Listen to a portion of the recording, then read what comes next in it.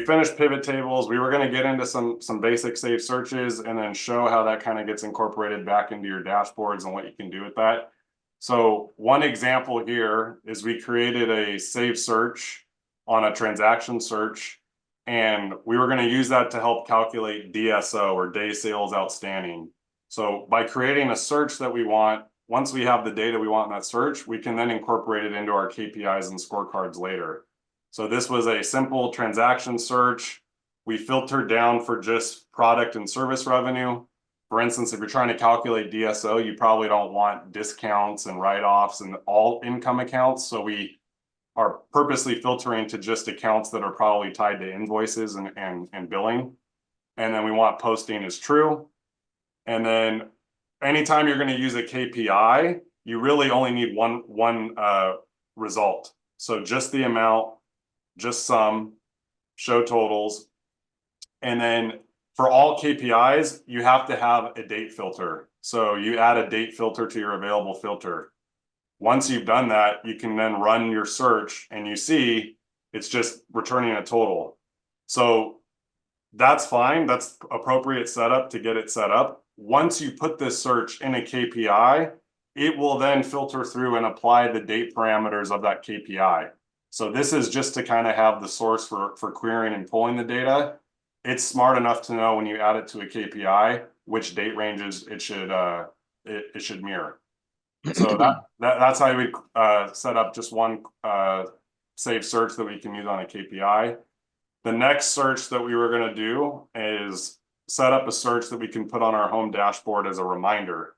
So simple search, a customer record search. I want to find all customers that are on credit hold. So you can put on credit hold is true in the criteria. As far as results go, you can put which results you want in here, but we just had ID, the name, we put the sales rep in there. And then the important thing is we want to count, because if we're going to have a reminder, we go back here, you want to make sure this available for reminders is checked. Then it has to be doing some type of summarization or count. So in this case, we're going to count how many customers are on credit hold, right?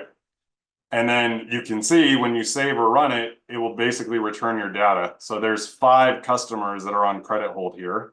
So this is a search that you can run as a standalone search or report. But then the beauty is you can take your saved searches that you've built and then tie them back into your dashboard.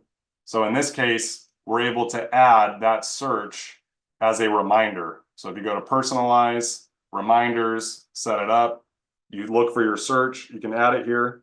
And then now you can literally see, oh man, I have 5 customers on credit hold, and it's right here on my reminders portlet on my home dashboard.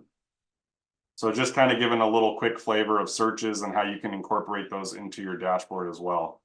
So we were going to show how to set up key performance indicators. So again, these are all these standard widgets, like right out of the box with NetSuite, right? So if I go to personalize, then you can click on the key performance indicators. It will drop in a blank portlet. You click on the 3 dots to set it up. And then you can start adding in standard KPIs, right? Like these are literally canned out of the box. So let me look at my bank balance. I want to see my income. You can select as many of these as you want. They're canned, they're standard. The cool thing is you can take custom ones too. So any of the searches and things that you built, you can use that as a basis.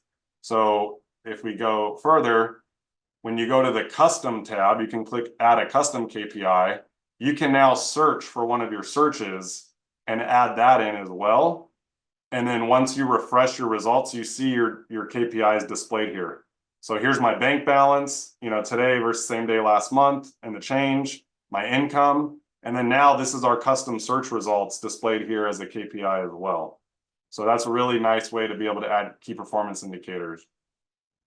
Once you have KPIs on your dashboard, you can also add a meter.